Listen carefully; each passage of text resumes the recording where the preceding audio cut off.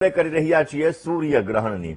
દર્શક મિત્રો, ગ્રહણ ખાસ કરીને જોવા જઈએ તો 12 ઓગસ્ટ 2026 એટલે કે આજના દિવસે રાત્રિના સમયે આ સૂર્યગ્રહણ ચાલુ થવાનું છે. રાત્રે 9:04 આ સૂર્યગ્રહણ ચાલુ થશે.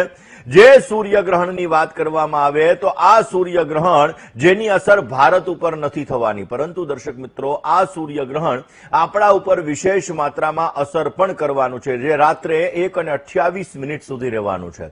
દર્શક મિત્રો, ભારતની અંદર આ ગ્રહણ દેખાવાનું નથી, પરંતુ અસર દેશ દુનિયા અને આપણી રાશિ ઉપર તો થવાની જ છે. દર્શક મિત્રો, મંદિર ખાસ કરીને ખુલ્લા રહેશે, કારણ કે ગ્રહણનું સૂતક અહીંયા નથી લાગતું, એટલે મંદિરો ખુલ્લા રહેશે, પૂજા પાઠ રસોઈ આ બધી વસ્તુઓ થશે. પરંતુ ગર્ભવતી મહિલા છે, આ ગર્ભવતી મહિલાઓએ કડક નિયમો, ખાસ કરીને ઘરની બહાર ન નીકળવું એમના માટે અત્યંત હિતાવહ રહેશે.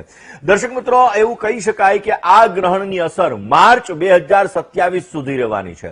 હવે માર્ચ 2027 સુધી આ ગ્રહણની અસર રહેશે, જેની અંદર એવું કહેવાય કે 4 ઓક્ટોબર 2026 ત્યારે પણ આ ગ્રહણની અસર. કઈ તારીખો મહત્વની છે કે જે તારીખોની અંદર આ ગ્રહણની વિશેષ માત્રામાં અસર તમને જોવા મળી શકે, જેની અંદર 4 ભાગની અંદર વેચાયેલી છે. પહેલામાં વહેલો ભાગ છે 4 ઓક્ટોબર 2026, ત્યાં સુધી ગ્રહણની અસર વિશેષ માત્રામાં રહેશે, કે જેની અંદર ગ્રહણ વિશેષ ફળ આપશે. નુકસાન કરવાનું છે તો ઘણું બધું નુકસાન થઈ શકે, ફાયદો કરવાનો હશે લોકોને ફાયદો થઈ શકે. બીજું વાત આવે 4 નવેમ્બર 2026, એના પછી જે 100% અસર હતી એ 75% થઈ જશે, અને એના પછી 4 નવેમ્બર પછી 27 ફેબ્રુઆરી જેની અંદર 50% સુધીની અસર થશે, ને એના પછી આવે માર્ચ 2027, એની અંદર એ પણ સપ્તાહનો અંત ભાગ. એ સમયગાળા દરમિયાન આ ગ્રહણની અસર સાવ ઓછી થાય એવા સંપૂર્ણ ચાન્સીસ બની રહ્યા છે. દર્શક મિત્રો, આશ્લેષા નક્ષત્રનો સ્વામી એવું કહેવાય છે કે આશ્લેષા નક્ષત્ર અહંકાર અને બુદ્ધ, ખાસ કરીને આશ્લેષા નક્ષત્રના સ્વામી આપણા જીવનની અંદર, અને આશ્લેષા નક્ષત્રની અંદર આ ગ્રહણ બની રહ્યું છે, એટલા માટે ક્યાંક ને ક્યાંક જે કુંડલી મારેલો સાપ હોય એ રીતનું આ આશ્લેષા નક્ષત્રનું સિમ્બોલ છે, એની અંદર આ ગ્રહણ થઈ રહ્યું છે. તો આશ્લેષા નક્ષત્રની અંદર જન્મનારા લોકો, કર્ક રાશિની અંદર જન્મનારા લોકો, એના ઉપર આ ગ્રહણની અસર વિશેષ માત્રામાં થશે.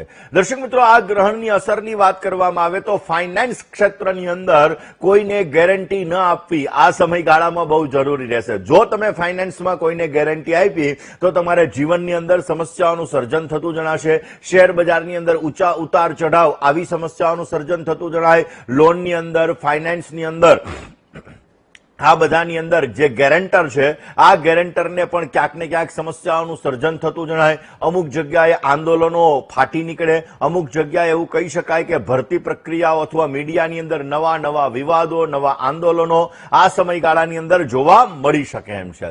ખાસ કરીને દર્શક મિત્રો જોવા જઈએ તો વર્લ્ડના રાજકારણમાં, દેશના રાજકારણમાં અને આપણું રાજ્ય ગુજરાતના રાજકારણની અંદર ઘણા બધા ફેરફારો આ ગ્રહણની અસરના લીધે આપણને જોવા મળી શકે એમ છે. આગામી સમયની અંદર આપણે જોઈશું કે આગામી સમય જે ગ્રહણની અસર છે એ અસરના લીધે રાજકારણની અંદર ઘણા બધા ફેરફારો જોવા મળશે, જેની અંદર ઘણી બધી સમસ્યાઓ, ઘણા બધા લાભો, ઘણા બધા લોકોના પદ, આ બધી વસ્તુઓનું સર્જન આ સમયગાળાની અંદર થાય એવા સંપૂર્ણ ચાન્સીસ બની શકે છે. દર્શક મિત્રો, ખાસ કરીને ગ્રહણ, આપણા ઋષિમુનિઓ કહી ગયા કે ગ્રહણ સમયે આપણે નિયમોનું પાલન વિશેષ માત્રામાં કરવું જોઈએ. ગ્રહણને નરી આંખે નથી જોવાતું, કારણ કે ક્યાંક ને ક્યાંક જોવા જઈએ તો એક ગ્રહણની અસર જ્યારે આપણી આંખ ઉપર થાય છે તો આંખના તેજને નુકસાન થાય છે. એટલા માટે આપણા ઋષિમુનિઓએ નરી આંખે જોવાની ના પાડીને, એટલા અત્યારે તો દર્શક મિત્રો અલગ અલગ જાતના યંત્ર આવી ગયા, અને યંત્રના આધાર ઉપર આપણે લોકોએ ગ્રહણ જોઈ શકતા હોઈએ છીએ. હવે સ્વાભાવિક રીતે દર્શક મિત્રો આ જે સૂર્ય ગ્રહણ બની રહ્યું છે એવું કહેવાય છે કે વિશેષ માત્રામાં ફળદાયી આ સૂર્ય ગ્રહણ છે, કારણ કે આ વર્ષનું સૌથી મોટામાં મોટું સૂર્યગ્રહણ એટલે આ સૂર્યગ્રહણ છે. ભારતમાં નથી દેખાવાનું, યુરોપની અંદર ને બધી જગ્યાએ દેખાવાનું છે. એટલે આપણે જોઈશું કે જે વર્લ્ડની પરિસ્થિતિ છે આ પરિસ્થિતિની અંદર ઘણા બધા ચેલેન્જીસ આવી શકે એમ છે. પાણીને લગતી સમસ્યા, ગઈકાલે જ આપણે વાત કરી, પાણીને લગતી સમસ્યા, પાણીમાં સમસ્યા, ઘણી જગ્યાએ પાણીમાં યુદ્ધો થઈ શકે, ઘણી જગ્યાએ પાણીની અંદર જે કન્ટેનરો આપણે લઈને જતા હોઈએ છીએ એ હાર્મોન્સ, ખાસ કરીને કરીને રેડ સી, આ બધી જગ્યાએ ક્યાંક ને ક્યાંક સમસ્યાઓનું સર્જન થાય ને એના લીધે તકલીફોનો દોર પણ વધી શકે એવા સંપૂર્ણ ચાન્સ છે. વાત દર્શક મિત્રો આજે સૂર્યગ્રહણની 12 રાશિ ઉપર અસરની કરવાની છે. દર્શક મિત્રો ખાસ કરીને જોવા જઈએ તો સૂર્યગ્રહણ, સૂર્ય એટલે ગ્રહોના રાજા તરીકે ઓળખવામાં આવે છે. જ્યારે સૂર્ય મહારાજ પોતે ગ્રસિત થતા હોય, રાહુ અને કેતુથી જ્યારે ગ્રસિત થતા હોય છે ત્યારે ગ્રહણ જ્યારે સર્જાતું હોય છે. હવે સૂર્યગ્રહણ અમાવસ્યાના દિવસે સર્જાય, ચંદ્રગ્રહણ પૂર્ણિમાના દિવસે સર્જાય. હવે દર્શક મિત્રો ક્યાંક ને ક્યાંક જોવા જઈએ તો જ્યારે આ ગ્રહણ થતું હોય છે તો ગ્રહણ કાળ દરમિયાન એવું કહી શકાય કે ગ્રહોનો રાજા પોતે પીડિત થઈ રહ્યો છે. અને આની સાથે દર્શક મિત્રો એક પૌરાણિક કથા જોડાયેલી છે કે સમુદ્ર મંથન થયું. સમુદ્ર મંથનની અંદરથી 14 રત્ન નીકળ્યા. દર્શક મિત્રો આ સમુદ્ર મંથન વાળી જે કથા છે ને એ આપણા શરીરના મંથનની કથા છે.